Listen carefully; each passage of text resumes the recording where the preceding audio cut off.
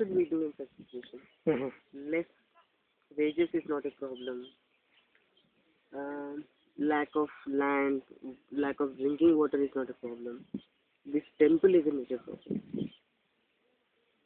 In such a scenario, what should we take? We should address the issue of temples, or we should address the issue of land rights and all these things. Okay, what was the discussion, major discussion here? Can you give a gist on that? The entire discussion is that this is a land which is, as per records, belongs to an OC family. That OC family, but this temple was, for generations there was this temple, and it is in the record that this temple exists for service. It's recorded like that on the land record. Delhi. That's it. So now, all of a sudden, the land owner is saying that he will fence this land and land not give road to this land, this temple. So that's the problem.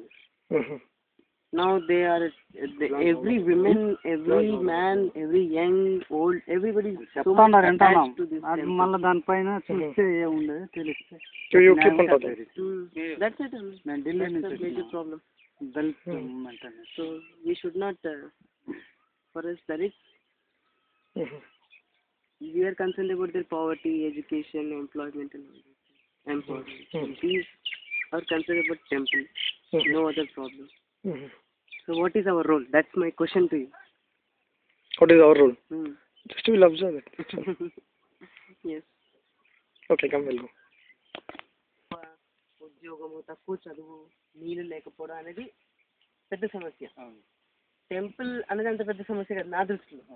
Temple ఉంటే ఉంది, లేకుంటే లేదన్నట్టుగా అనిపిస్తుంది. కానీ దానికంటే ముఖ్యం ఏంటంటే మన పిల్లలు చదువుకోవాలి, మనకు తాగే నీళ్ళు ఉండాలి, మనకు మంచి శాలరీ, కూలి పని చేసినా దానికి తగ్గట్టుగా మంచి కూలి డబ్బులు రావాలి. 30 రూపాయలు, 40 రూపాయలు, 50 రూపాయలు.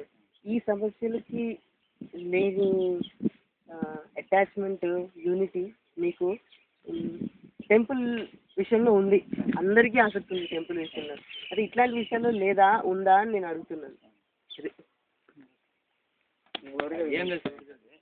వాళ్ళు కొంచెం ఇప్పుడు వాళ్ళ పట్టాలండ్ అని ఉండదు. పట్టాలండ్ గుడి పట్టాలండ్ ఉంది, కంటారు దాని మ్యాక్సిమం లేదు, ఆథరైజ్డ్గా లేదు. ఏదో రిక్వెస్ట్ అడుగుంటే వాళ్ళేమో ఇచ్చి ఉంటారు. వాళ్ళు దౌర్జన్యంగా రావడంతో వాళ్ళు ఇంకా దౌర్జన్యం చేస్తున్నారని అడుగుతున్నారు. దాంతో కొంచెం కొంచెం పెద్ద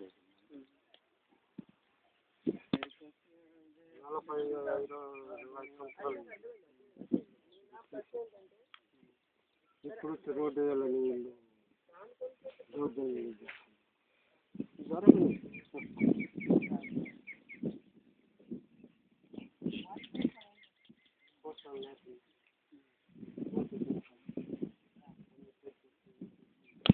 చేయలేవాళ్ళు.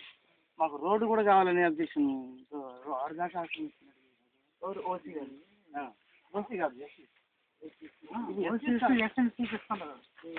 ఓసీసీ చేసేది ఇక్కడ ఎస్సీసీ చూపిస్తున్నారు. అది రియల్గా ఎస్సీ ఏమి లేదు. ఎందుకంటే ఓసీసీ కూడా అక్కడ టెంపుల్ ల్యాండ్ కావాలి కాబట్టి విలేజ్ పోవాలి. ఆ విలేజ్ టెంపుల్ వచ్చి ఓన్లీ ఎస్సీస్ మాత్రమే, నాట్ ఓసీ. ఎస్సీస్ మాత్రమే. మిమ్మల్ని అడ్డుగా పెట్టుకొని వాళ్ళు ల్యాండ్ అపోజిషన్ పార్టీ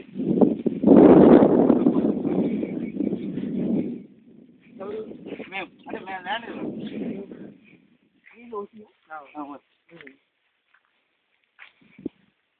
ల్యాండ్ వెళ్ళకున్నా వెళ్తున్నాం అంటే ఓన్ ఇతనేనా ల్యాండ్ మేమంతా వాళ్ళు కరెక్ట్గా సార్ చెప్పినట్టు ఎస్సీస్ కన్ఫర్మ్ కాదు, ఓసీలో అడ్డం పెట్టుకొని ఆ బాల్య దారి కావాలనే రూట్తో మెయింటైన్ చేస్తాను.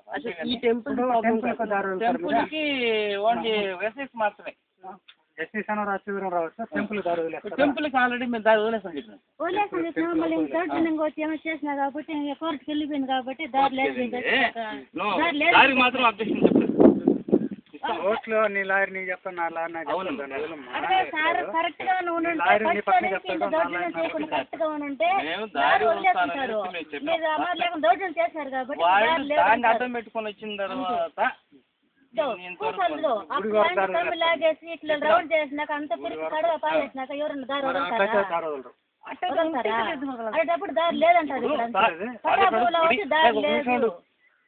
గుడి దారి కావాలా ఆ దానికైతే నో అబ్జెక్షన్.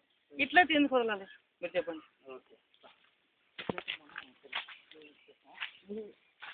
గుడిస్తే దారి కావాలా? దారి అవసరం.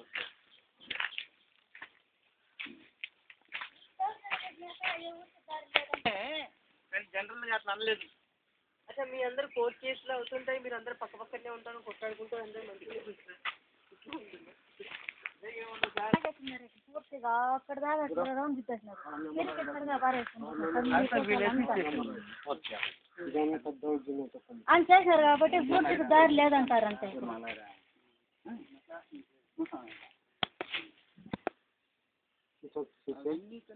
ఎంత పట్టాలి నెల దిద్దించుకుని నెల వాళ్ళు దౌర్జన్యం మీద మమ్మల్ని ఏడకంటాకి కొట్టేది చేసి